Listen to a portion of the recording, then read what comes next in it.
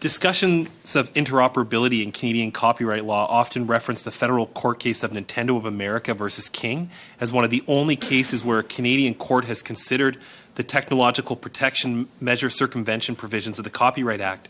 What did the court say in this decision, and how has the court's interpretation of the Copyrights Act technological protection measures circumvention provisions affected their application as it relates to interoperability?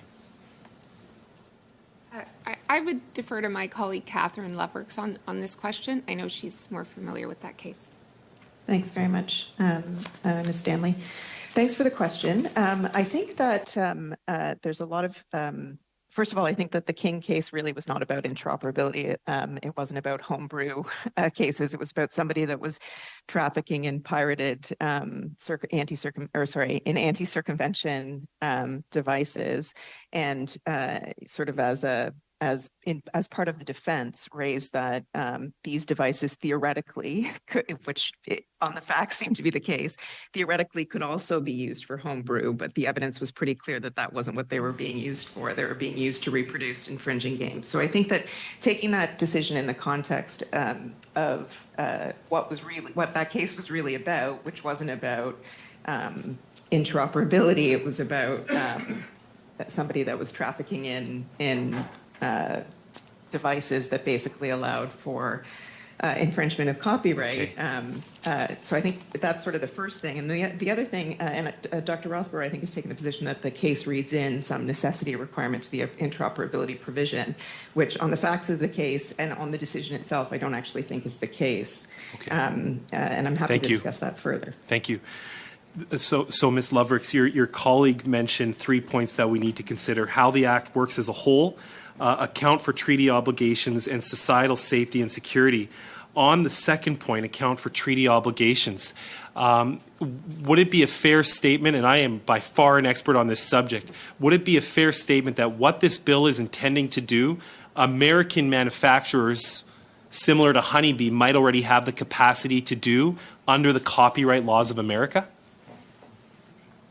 Well, if the objective ultimately is to facilitate circumvention of TPMs for the sake of non-infringing interoperability, I think that there are certainly analogs, and we can look to what our trading partners have done from a legislative as well as a regulatory perspective. And presumably, if we take a consistent approach, we would be likewise on side. I think that there are to look at the U.S. Stop there. Let's stop right there. That's a really important point. We could likewise be on side. So the first point was looking at the Act in the context of the entire Copyright Act.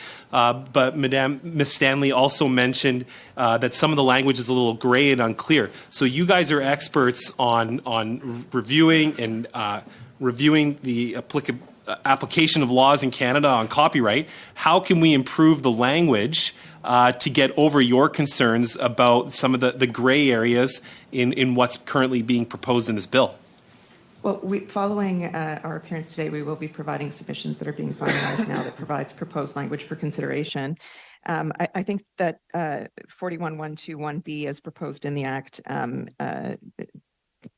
we had a lot of difficulty understanding what it means. From some readings, it suggests reverse interoperability is what's being provided. There's no definition of what a product means. There's a bunch of ambiguity in that provision. And with respect to small amendments are ultimately what we would propose there, to the extent that the goal is really to be clear that as Ms. Stanley stated, not so smart devices. Okay, thank you. Thank you. I'm on such limited time, I don't mean to interrupt you. Sorry, yep. No. Very helpful. Ms. Stanley, the last third point, societal safety and security. How would you define societal safety and security in the context of the Copyright Act? And how should we as legislators view that point in the context of drafting this legislation? Because that in itself is a very broad statement to give members of Parliament. Right away, my mind goes to: are we going to have equipment that doesn't work well? Is someone going to die? That's what I. Are there examples of this happening in Canada that you're aware of from your trade expertise? I don't have trade expertise. I'm an intellectual property lawyer. I have copyright expertise, Okay. just to be clear. I'm trained in the context of your profession. Okay. My apologies.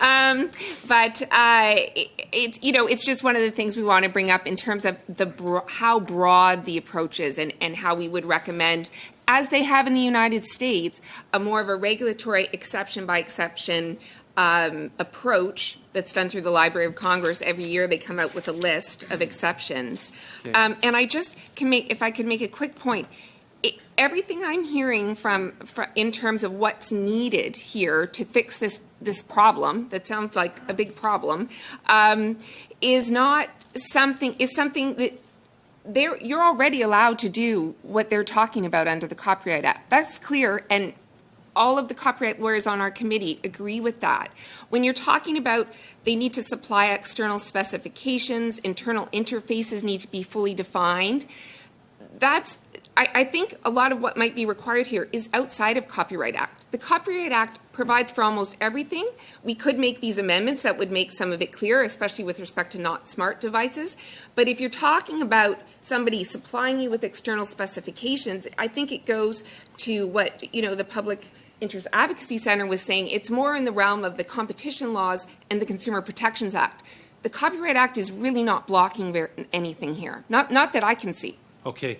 Just with my remaining time, Ms. Centovanni, would you like to comment on that statement that the copyright law is not an impediment to industry in the context of our discussion today?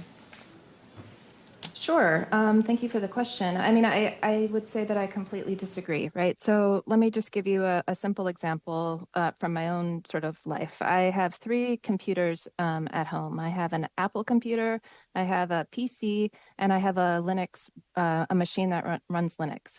None of these computers talk to each other, and they don't talk to each other because they can't. They talk to from a technical perspective, they don't talk to each other because they were designed not to be able to talk to each other. Same thing with all of the peripherals, connectors, all of those things. The software programs even don't want to connect to each other. So I think the claim that, interoperability is not a problem just sort of flies in the face of, our common sense daily experiences with technology. If I could also just very quickly respond to the safety and security issues that have been raised. In my testimony on Bill C-244, opponents raised safety and security issues there as well. And my response, with regard to interoperability is roughly the same, meaning that, to the extent that safety and security are legitimate concerns, copyright law is not the right law to look to protect those interests. There are other laws that do that. In addition, positioning consumers and the third-party technician providers that they choose or third-party follow-on innovators as threats, I think is just blatantly anti-consumer and anti-competition. And finally, to the extent that, safety and security are, real issues here, caused by hacking or sort of malfeasance of some kind, right? Hackers are already have sophisticated tools at their disposal to engage in those things, and this bill isn't going to change that. Yeah, so maybe I'll just stop there. Thank you.